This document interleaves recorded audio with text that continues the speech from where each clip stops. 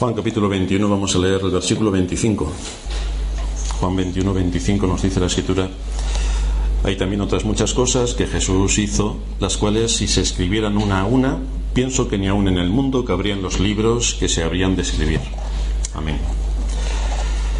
Era el domingo 10 de septiembre de 2006 cuando dimos inicio a nuestra serie de sermones sobre el Evangelio de Juan. Hoy, 9 de noviembre, de 2014, es cuando finalizamos esta serie del Evangelio de Juan. Han pasado 8 años y 2 meses donde hemos impartido 315 sermones, más 21 que impartió Antonio, haciendo un total de 336 sermones. Los jóvenes que hoy están con nosotros tenían 8 años menos cuando empezamos la serie, con lo cual eran unos niños. Otros que ahora son niños aún no habían nacido. Otros que eran más jóvenes se han hecho adultos. Y nosotros que éramos adultos seguimos como siempre, tan jóvenes. El Señor nos ha estado enseñando muchas cosas a lo largo de todo este tiempo, y con el estudio de este Evangelio que es muy importante para exponernos la historia de la redención. Comenzamos diciendo que existen grandes diferencias entre este Evangelio y los otros 3. Por ejemplo, Juan comienza con la existencia del Verbo de Dios y su encarnación. Mateo y Lucas comienzan con el hecho concreto del nacimiento de Cristo, mientras que Juan tiene pocos acontecimientos de los que describen los otros 3 evangelistas. En el Evangelio de Juan se da mucha más importancia a la enseñanza espiritual, al asunto de la revelación de Dios, cómo Dios se manifestó en carne por medio de Cristo y cómo nos ha dado a conocer las grandes doctrinas de la redención. Juan declara que escribió este Evangelio con un propósito: para que creáis que Jesús es el Cristo, el Hijo de Dios, y para que creyendo tengáis vida en su nombre. Esta declaración forma parte del propósito especial que tiene Juan al escribir su Evangelio. Hay una pregunta importante que nos hace Juan: ¿cómo se relaciona Dios, que es espiritual, con el mundo, que es material, con los hombres, que son pecadores? ¿Cómo se relaciona el Dios eterno con un mundo caído?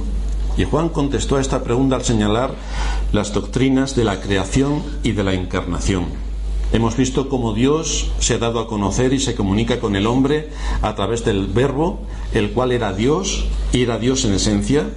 Y cuando la Escritura empieza comentándonos el término, usando el término verbo para describir al Hijo de Dios, es evidente que Juan tenía en mente el capítulo 1 de Génesis. Por esto Juan comienza un paso antes de la creación, como es descrita en Génesis. Juan hace una declaración respecto a la naturaleza de Dios, que fue el creador, y luego pasa a contar todo lo que tiene que ver con la obra de Dios, la extensa creación, el universo. La doctrina del Verbo, que está basada en Génesis capítulo 1, versículo 3, cuando Dios dijo: sea la luz, y fue la luz. Dios dijo y la luz vino a la existencia. La palabra hablada de Dios hizo que de la nada viniese a la existencia todo lo creado, por la palabra de Dios. Y Juan le atribuye al Verbo 3 elementos esenciales de la divinidad. Aquí se manifiesta la divinidad de Cristo de una manera contundente. En primer lugar, diciéndonos o hablándonos acerca de la eterna y absoluta divinidad de su ser. En el principio fue el Verbo. Es el principio de todas las cosas. En segundo lugar, la personalidad distintiva de Cristo. El Verbo era con Dios, 2 personas que estaban unidas. Y en tercer lugar, la naturaleza y la esencia de la divinidad, cuando nos dice que el Verbo era Dios. Esto es importante porque rompe drásticamente con todas las doctrinas del mundo unitario, del mundo de los testigos de Jehová y de los antiguos que combatieron en gran parte de Europa, de la Europa cristiana, que fueron los visigodos, que traían una doctrina arriana en este sentido. No hay conocimiento de Dios ni revelación de Dios sino por medio de Cristo. Él es el único que declara al Padre. El hombre no puede descubrir las cosas escondidas de Dios, sino que es el Hijo quien nos revela todo lo que tiene que ver con Dios. Vemos así que el autor de esta carta nos lleva desde el principio de la creación, mostrando el poder de Dios que por medio de su palabra trae a la existencia todas las cosas. Y nos habla también de la creación espiritual, cuando nos muestra de qué manera el mismo poder que operó sacando de la nada el universo es el que opera en el corazón de los incrédulos, de los que están muertos en sus delitos y pecados, para traerlos a la vida. Es la misma palabra poderosa. Y se necesita una palabra así de poderosa para que de las tinieblas salga la luz, y para que de las tinieblas del corazón del ser humano salga la luz también del Evangelio. Por lo tanto, es el mismo poder el que se despliega. Nadie podría haber creado el universo, sino solo Dios. Nadie puede convertir a un pecador, sino solo Dios. Es el único que tiene el poder para hacerlo. La enseñanza que hemos recibido con el estudio de este Evangelio ha tenido el propósito de que nuestra fe haya sido fortalecida. Con el estudio del Evangelio de Juan hemos pretendido estimular a todos los creyentes en la tarea del estudio personal al que todos debemos delante de las Escrituras. Porque la Biblia no es solo un libro para ser leído con pasión, sino también es una fuente de riqueza espiritual, y cuanto más diligentemente busquemos sus tesoros ocultos, mayor va a ser nuestra recompensa. Pero aquí hay que trabajar las Escrituras, hay que profundizar en la enseñanza de la Escritura, hay que esforzarse en ver lo que Dios ha dejado por escrito para nosotros. La Escritura, por tanto, pone delante de nosotros todos los recursos para que nos podamos presentar ante Dios aprobados, dice Pablo, como obrero que no tiene de qué avergonzarse, que usa bien la palabra de verdad, que la usa con precisión. Pero, hermanos, esto no nos viene así. Hay que estudiar, hay que trabajar, hay que esforzarse, hay que dedicarle tiempo y hay que someterse a las disciplinas a las que la misma Escritura nos está ordenando. Lamentablemente, como sabéis, a la mayor parte del pueblo de Dios no se le predica con rigor, y por lo tanto nos encontramos con la triste realidad de que la ignorancia es el denominador común. Por lo tanto, un pueblo que es ignorante difícilmente puede saber cuál es su propósito en este mundo, difícilmente puede saber cuál es el plan redentor de Dios, y difícilmente puede saber cómo se aplican las distintas doctrinas a la vida de forma práctica. Pero una iglesia establecida conforme al corazón de Cristo no puede permitir pasar por alto el estudio profundo y riguroso y sistemático de las Escrituras, y todo en el contexto de una adoración reverente y solemne, como la misma Escritura nos impone para el día del Señor. Por esta razón nos esforzamos cada domingo en traer delante de vosotros la palabra de verdad, exponiéndola de forma sistemática para que la enseñanza penetre en nuestras mentes y en nuestros corazones. Y lo estamos enfocando desde distintos ángulos para ver en toda su dimensión la obra y el propósito del Dios Redentor. Por eso tocamos las doctrinas desde distintos ángulos, por eso enfocamos en cada ocasión un punto de vista distinto, para que podamos ser enriquecidos con todo lo que Dios nos está hablando por medio de su palabra. Como habréis observado, no tenemos prisa para estudiar las Escrituras, por eso hemos tardado algo más de 8 años en exponer este Evangelio. Y estoy seguro de que si volviéramos a empezar a estudiar el Evangelio de Juan, tardaríamos 16, porque ya nuestra mente se ha abierto mucho más. Ya vemos mucho más las implicaciones de las doctrinas con otros asuntos que tienen que ver con otros libros de las Escrituras. Podemos ver muchas más relaciones de lo que aquí se nos ha puesto que la que antes teníamos de estudiar este libro. Por lo tanto, ahora tardaríamos sin duda 16 años en estudiarlo. Por otra parte, el beneficio que obtenemos al ir estudiando poco a poco nos va haciendo expertos en los temas que tienen que ver con nuestra salvación, que tienen que ver con nuestra profesión y elección. Una iglesia que se expone sistemáticamente a un estudio profundo de la palabra de Dios y que tiene la convicción y la responsabilidad de someterse a su enseñanza, es una iglesia que sin duda va a ir hacia la madurez y va a ser ejemplo a otros. Es una iglesia que va a cumplir su función tanto como lo que es columna y baluarte de la verdad, como en las responsabilidades que sus miembros deben llevar a cabo en el mundo en el que vivimos, en medio de nuestra sociedad, en medio de nuestras familias, en medio de nuestros trabajos, en medio de nuestros amigos. Necesitamos concentrarnos de forma precisa en las Escrituras y necesitamos ir despacio, asentando los principios, dirigiendo bien nuestra mente y argumentándola con todas las doctrinas a las que nos está exponiendo cada uno de los libros que componen las Escrituras. Y luego tenemos que ver cómo esas enseñanzas se conectan con el resto de las escrituras, porque todas forman una unidad y ninguno de los libros, ninguna de las doctrinas, ninguna de las enseñanzas está separada de la otra. Si a los 66 expositores de la Biblia el Espíritu les enseñó a concentrarse en un libro, y cada uno de ellos nos dejó al menos un libro, con más razón nosotros, que tenemos toda la voluntad revelada de Dios, debemos andar cuidadosamente siguiendo un método de estudio que tiene dos propósitos. El primero, la gloria de Dios, la centralidad de Dios, la honra y la alabanza de Dios. El segundo, la edificación de su pueblo. Aquí se centra absolutamente todo, pero es Dios quien tiene que ocupar su lugar, y después nosotros seremos bendecidos cuando Dios esté en el lugar que le corresponde. El pueblo de Dios, por tanto, se edifica cuando oye su palabra, una palabra que debe ser expuesta con precisión, con rigor y desde luego en conexión con todas las escrituras. Y es entonces cuando empezamos a tener la luz que necesitamos para aplicarla a cuestiones concretas de nuestra vida. ¿Cómo me tengo que relacionar en mi trabajo, en mi sociedad, en los distintos aspectos en las que me veo envuelto en esta vida, los distintos problemas que me sobrevienen, que son múltiples? ¿Cómo debo estudiar las escrituras para sacar la enseñanza y aplicar los principios allí donde estoy? No debemos olvidar que la marca distintiva del verdadero creyente, que es de quien figuradamente habla nuestro Señor en la parábola del sembrador respecto a la buena semilla que cae en la tierra, es que se evidencia en que da fruto con perseverancia. No es que da un fruto y se acabó, no, es que persevera en el fruto. Fijaos lo que dice Lucas 8:15: mas la que cayó en buena tierra, estos son los que corazón bueno y recto retienen la palabra oída y dan fruto con perseverancia. Otra versión dice con paciencia.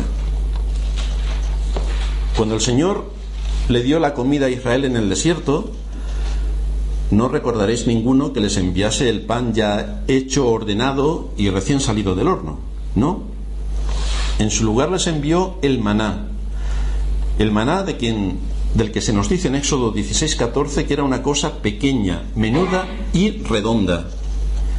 Por lo tanto, se requiere mucho tiempo y mucho trabajo para reunir una cantidad suficiente de maná y poder tener el suministro para todo un día.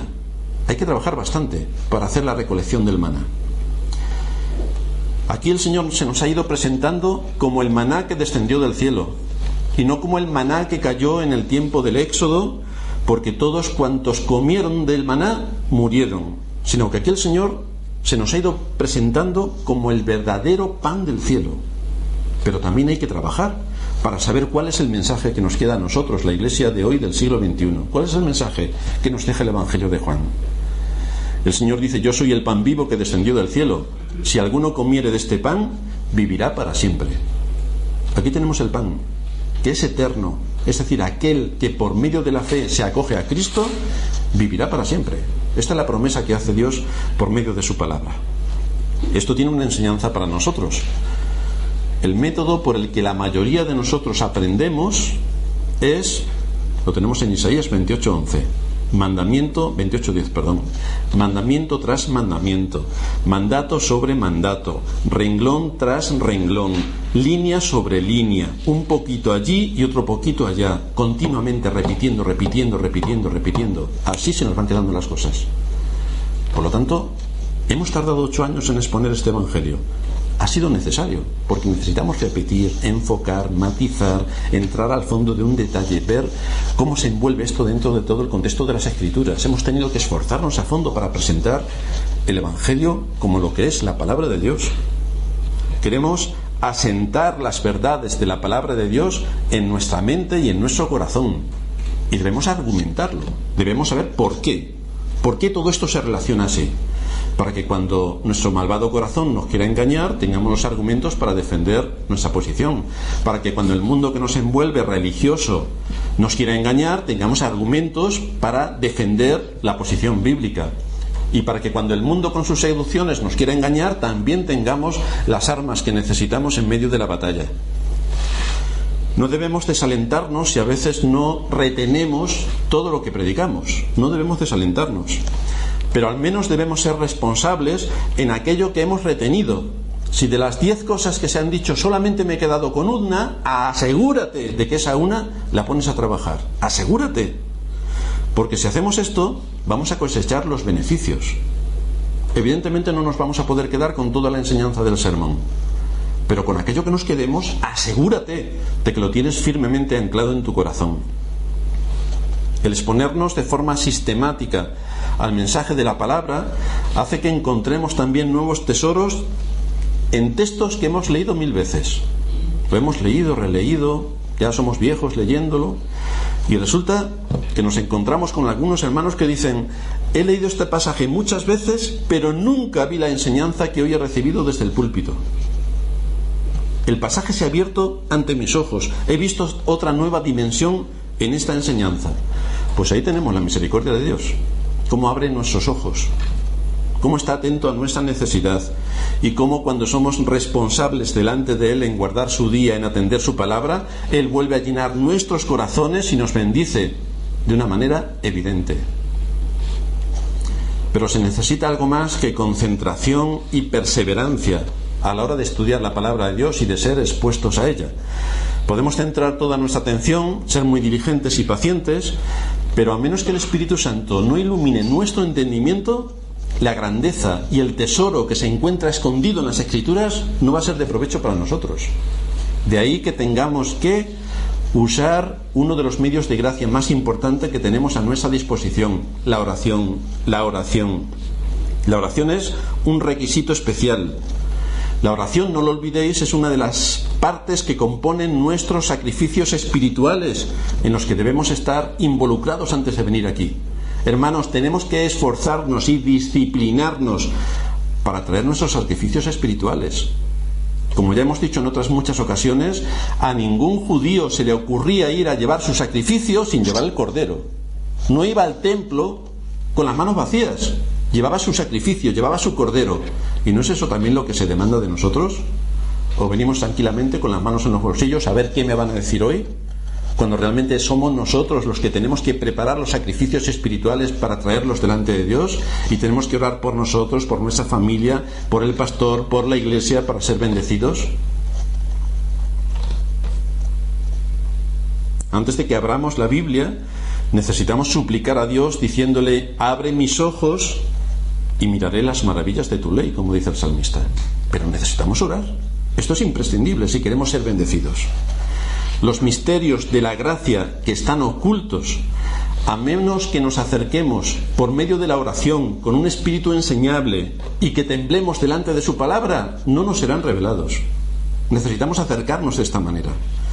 Así lo escribe el salmista en el Salmo 25, versículo 9: encaminará a los humildes por el juicio y enseñará a los mansos su carrera. Tenemos que acercarnos a Dios con esta disposición. No viniendo creyendo que lo sabemos todo o a ver qué me va a contar. Si venimos con ese espíritu, mejor nos quedamos en casa. Tengo que venir con un espíritu humilde, que tiemble delante de la palabra de Dios y que tenga la capacidad de venir en una disposición enseñable, porque entonces Dios me va a hablar, entonces yo le voy a escuchar y entonces se va a abrir mis ojos delante de las Escrituras. Debemos recordar que nunca podemos confiar en nuestras propias fuerzas y que no podemos recibir nada si no nos fuere dado del cielo. Por lo tanto, esa es nuestra posición. Tenemos que suplicar a Dios que abra nuestra mente y nuestro corazón. Por esa razón también la palabra se nos expone directamente para hablarle a nuestra conciencia.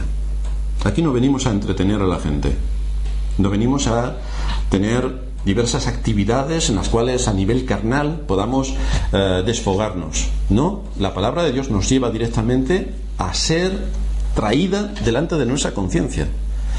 Y nos debemos preguntar entonces, cada vez que somos expuestos, ¿qué me dice a mí la palabra? ¿Qué me dice a mí? ¿Qué cosas tengo que corregir de lo que estoy escuchando? ¿Cómo debo pensar y cómo debo actuar con aquello que la Escritura me está diciendo? Porque la Escritura va a cambiar nuestra mente, nos va a alejar de la corriente del mundo que va siguiendo su propio destino. Pero la Escritura nos habla de otra cosa. Tenemos que ser transformados por medio de la renovación de nuestro entendimiento, la mente. De manera que no vamos a pensar igual que el mundo, ni vamos a hacer las cosas igual que el mundo. Tampoco nos vamos a ir al otro extremo y como nos creeremos tan santos, nos vamos a ir a un monasterio aparte para que nadie nos moleste. No. Estamos en el mundo, como el Señor está diciendo en Juan 17, y ruega al Padre no para que nos quite del mundo, sino para que nos aparte del mal. Pero tenemos muchas cosas que hacer en este mundo. La luz alumbra en la oscuridad, no alumbra delante del sol. Y nosotros somos luces en medio de la oscuridad, por lo tanto, en medio de este mundo tenemos muchas cosas que hacer. Después nos hemos ido preguntando en toda la serie, ¿qué me dice este texto acerca de Cristo? ¿Qué ejemplo me ha dejado Cristo? Esta serie está inundada por completo de Cristo y de la revelación que Él trajo del Padre. ¿Por qué y para qué vino Cristo a este mundo? Esto es lo que nos hemos ido encontrando a lo largo de todo el Evangelio de Juan. Dice en el capítulo 6, versículo 39, que esta es la voluntad del Padre, el que me envió, que de todo lo que me diere no pierda yo nada, sino que lo resucite en el día postrero. Este fue el propósito de que Cristo viniese a este mundo. Salvar a su pueblo, no salvar a todo el mundo, a su pueblo. Esta es la voluntad de mi Padre, que de todo lo que me diere no pierda yo nada, sino que lo resucite en el día postrero. Luego tenemos que seguir preguntándonos, ¿qué me enseña sobre el pecado? ¿Qué me enseña sobre la depravación del hombre? ¿Sobre la gracia de Dios? ¿Sobre el camino de salvación? ¿Sobre la bienaventuranza de los redimidos? ¿Qué se nos enseña aquí acerca de la responsabilidad del hombre o de la soberanía de Dios? Estos dos aspectos que tanta controversia traen. Durante todos estos años hemos estado exponiendo las doctrinas de la gracia. Hemos estado exponiendo el resto de doctrinas como la justificación, la santificación, la propiciación. Todas ellas son doctrinas que debemos tener claras para saber cómo Dios ha llevado a cabo la salvación del pecador en este mundo, la increíble obra de Dios en la redención. Es lo que hemos ido desgranando durante estos 8 años hasta que hemos llegado al Calvario. Y hemos salido de él viendo la resurrección de Cristo, nuestra esperanza. Cristo, nuestra esperanza. El ejemplo para todos los creyentes, el que ha abierto camino de acceso a Dios Padre. Hemos podido asistir y atender, en el contexto de la Iglesia organizada, a un desarrollo completo del plan de la redención. Es un gran privilegio que Dios nos ha concedido el permitirnos que se abra delante de nosotros la Escritura para descubrir cuál es el plan de Dios en la salvación. A muchos les parece sencillo. El apóstol Pedro dice que en estas cosas los ángeles se acercan a las iglesias para ver cómo Dios obra en medio de la iglesia y cómo Dios, por medio de su palabra, va llevando a cabo este propósito, el salvar a su pueblo, cosas en las cuales anhelan mirar los ángeles.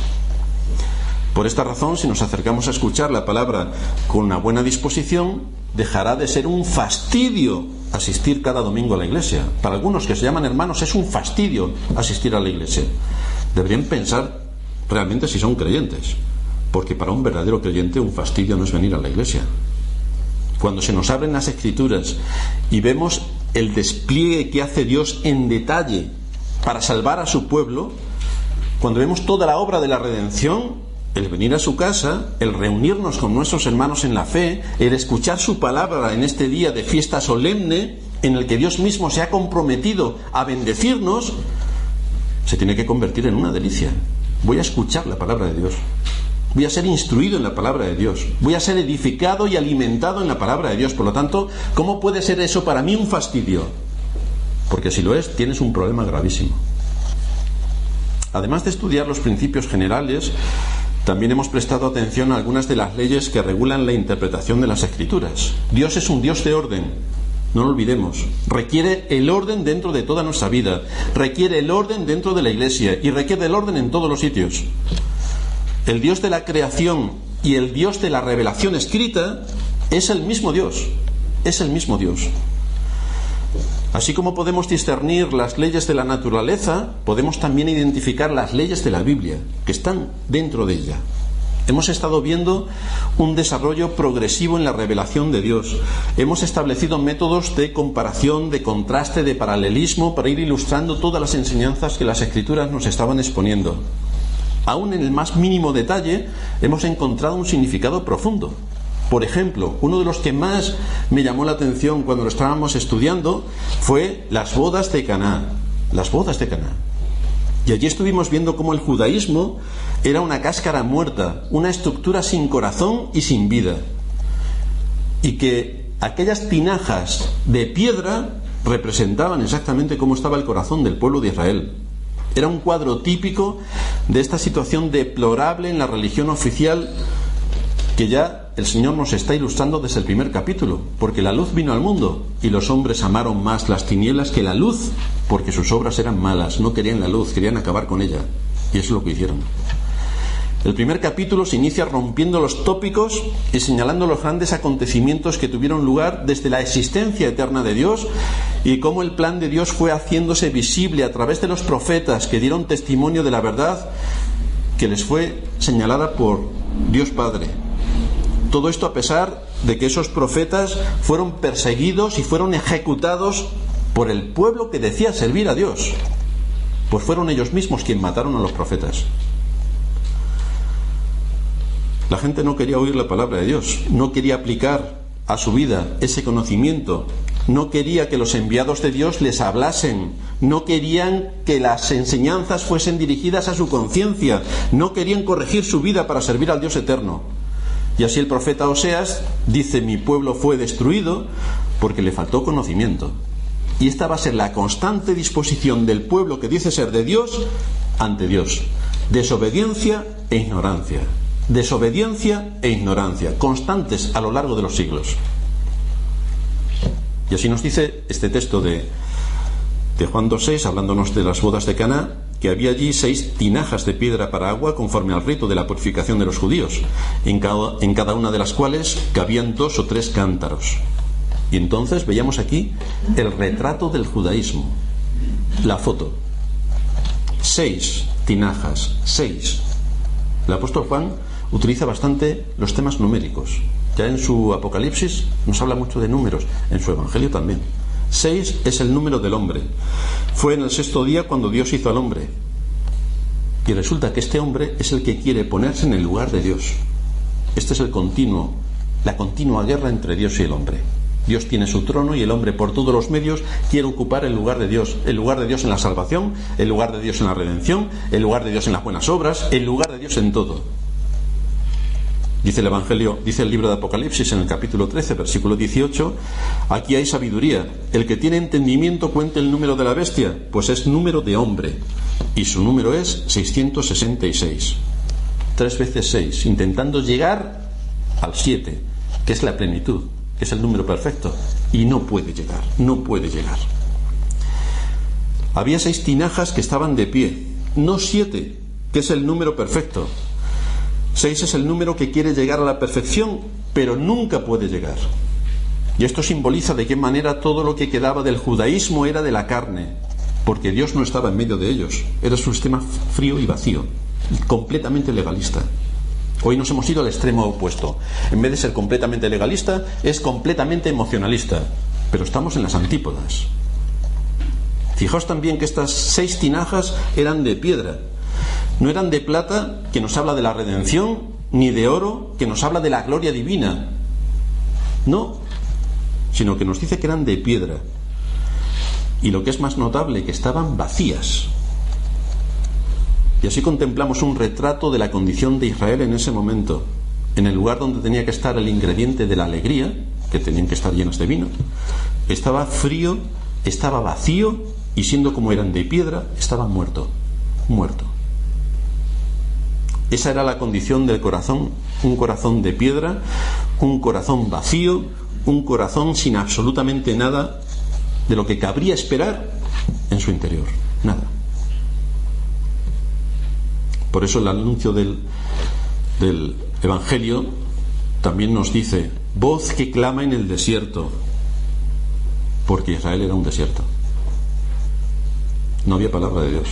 Cada cual seguía el camino de su propio corazón y estaban en un desierto tan grande como el nuestro, un desierto absoluto.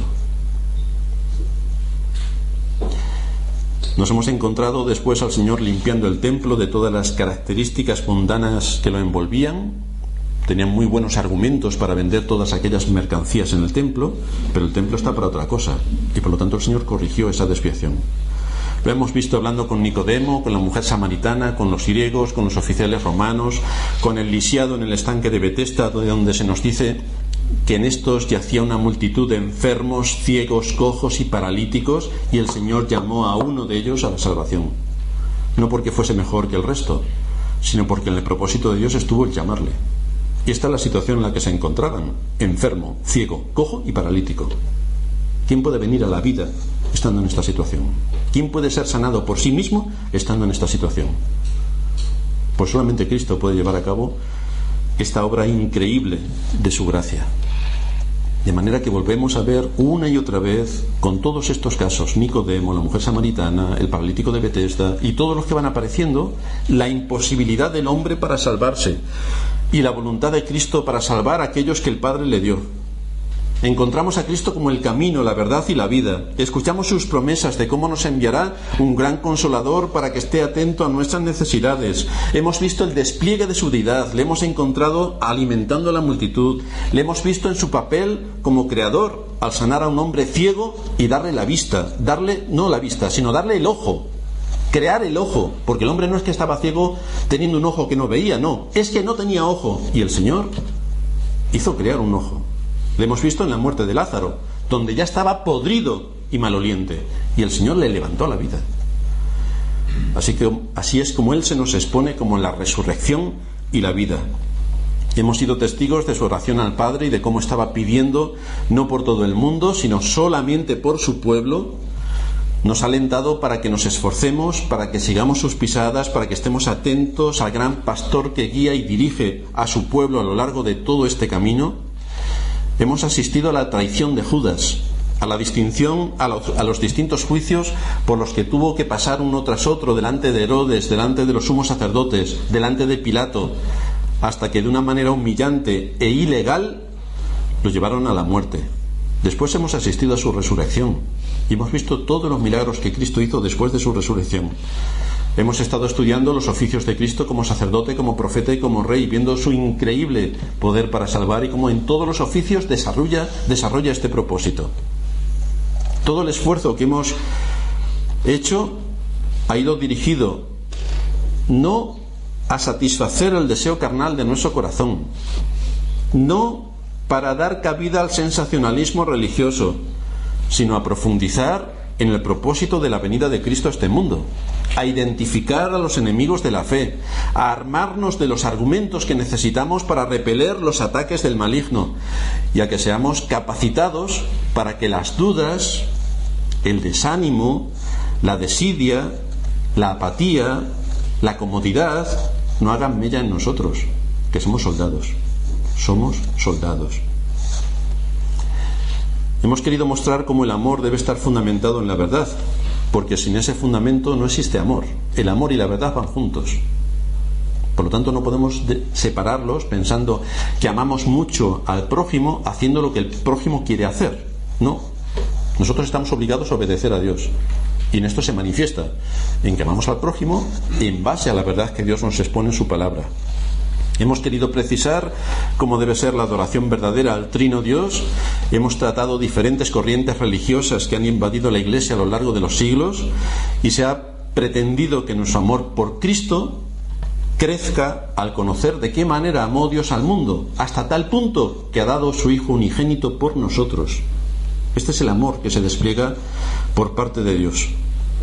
Un amor por el que a aquellos a quienes llamó antes de la fundación del mundo, aquellos que fueron dados a Cristo, no se perdió ninguno se perdió.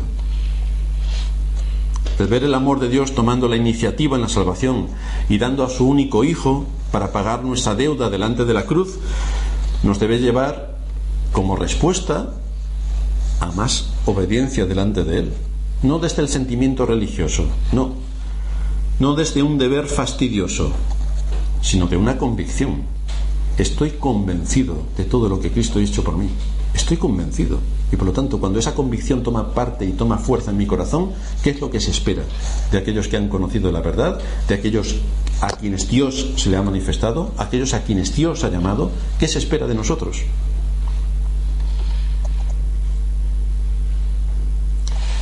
Si en toda esta exposición del Evangelio de Juan no encontramos las glorias y el ejemplo de nuestro Redentor y cómo eso se aplica a mi vida para llevarme en obediencia a incrementar mi amor por Cristo, todo nuestro trabajo habrá sido en vano. Hemos perdido el tiempo. desde el púlpito en predicar y desde ahí en escuchar.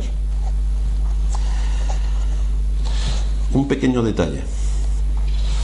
Las horas laborales de un año son 1780. Esto es un año completo a nivel laboral. La preparación para que este trabajo de 315 sermones durante 8 años haya sido expuesto delante de vosotros ha requerido 2.520 horas, entre las lecturas, la preparación, la corrección, lo que equivale en jornada de hombre a 1 año y medio casi de trabajo. Todos los días, 40 horas a la semana, 1 año y medio de trabajo, a los que hay que añadirle 237 horas más de exposición.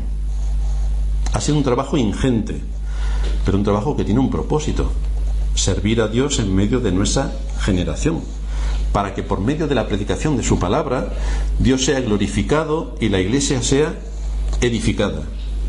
Que Dios sea glorificado y que la iglesia sea edificada. Por lo tanto, cuando venimos a la iglesia, ¿con qué disposición tenemos que venir? Porque hay un trabajo que se está haciendo. Hay algo que Dios espera de su pueblo.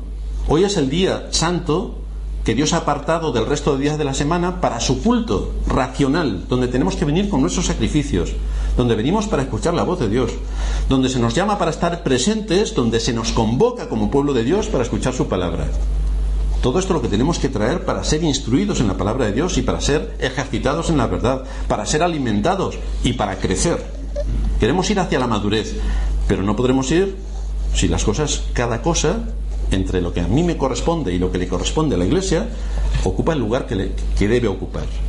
Así que todos trabajando en las áreas en las que somos responsables, Dios traerá sobre nosotros bendiciones, podremos ser edificados, podremos madurar y podremos cumplir con nuestra misión en este mundo. Somos conscientes de que esta palabra predicada resultará a unos para vida, y entonces estarán henchidos de gozo, siendo edificados, y se asentarán firmemente las doctrinas en su mente y en su corazón. Les llevará a amar más a Cristo y a estar bien preparados contra el maligno y la seducción del mundo. Pero también somos conscientes de que por medio de la predicación de esa misma palabra, otros se rebelarán contra ella, se rebelarán contra el pastor y se rebelarán contra la iglesia. Esto es lo que también hemos podido asistir durante estos últimos 8 años. No hemos dejado de predicar y de guardar el día del Señor cuando éramos unos cuantos. Luego seguimos manteniendo el día del Señor y predicando durante años cuando nos quedamos tan solo 10 personas, entre los cuales había 5 niños, solamente estábamos 5 adultos, y seguimos inflexibles manteniendo el culto de adoración a Dios. Pasamos por dificultades extremas durante una gran temporada, pero tenemos que decir, mirándolo hacia atrás, que el Espíritu de Dios nos mantuvo en pie y nos alentó al escuchar cada domingo su palabra. Y tenemos que decir, por tanto, cuando hacemos un recuento de lo que ha pasado en estos últimos 8 años, que Dios nos ha protegido, nos ha alimentado, nos ha guiado y nos ha cuidado. Esta es nuestra experiencia, este es el testimonio que podemos dar. Hoy la iglesia está llena y seguimos esperando en el Dios de toda gracia, en aquel que llama a su pueblo de los 4 confines de la tierra, y estamos aquí personas de distintos países, de distintos continentes, que venimos con un mismo propósito: a adorar al Dios del cielo, porque mi casa es casa de oración para todas las naciones. Nuestra historia es la historia de la verdadera iglesia a través de los siglos. Y sabiendo que Dios anuncia a todos los pueblos su salvación, y que los que son de Cristo oyen su voz y le siguen, y son aquellos que serán incluidos en su rebaño, teniendo esto presente, seguiremos cumpliendo con nuestra responsabilidad. Nosotros no vamos a salvar a nadie, pero sí que tenemos una responsabilidad: predicar el Evangelio. Y es exactamente lo que estamos haciendo, lo que hicimos y lo que en la voluntad de Dios, si nos permite, seguiremos haciendo. Tenemos que predicar el Evangelio de Cristo, y orando para que Dios nos use y podamos contribuir como siervos de Cristo para ver el fruto del trabajo que hizo nuestro Señor en la cruz. Verá el fruto de su aflicción y quedará satisfecho. En eso queremos trabajar, para que Cristo pueda ver el trabajo que Él hizo en la cruz y quede satisfecho, porque todos aquellos que el Padre le dio vendrán a Él. Y en lo que a nosotros corresponde, en la responsabilidad que tenemos de predicar el Evangelio, lo tenemos que seguir haciendo, llueva, nieve, seamos 3 o seamos 300, seguiremos predicando el Evangelio. Así que terminamos con Las palabras de nuestro Señor: esta es la voluntad del que me ha enviado, que todo aquel que ve al Hijo y cree en Él tenga vida eterna, y yo le resucitaré en el día postrero. Este es el mensaje de salvación que seguiremos predicando. Este es el mensaje de salvación que seguiremos enseñando a nuestros hijos. Este es el mensaje de salvación que seguiremos inculcando a los creyentes. Y este es el mensaje de salvación que pasaremos a la siguiente generación de hombres que tengan que dirigir en el futuro la Iglesia. Este es el mensaje que hemos oído. Este es el mensaje que nos enseñaron nuestros padres, nuestros maestros, la Iglesia de todos los siglos. Y en este mensaje perseveraremos. Vamos a terminar en oración.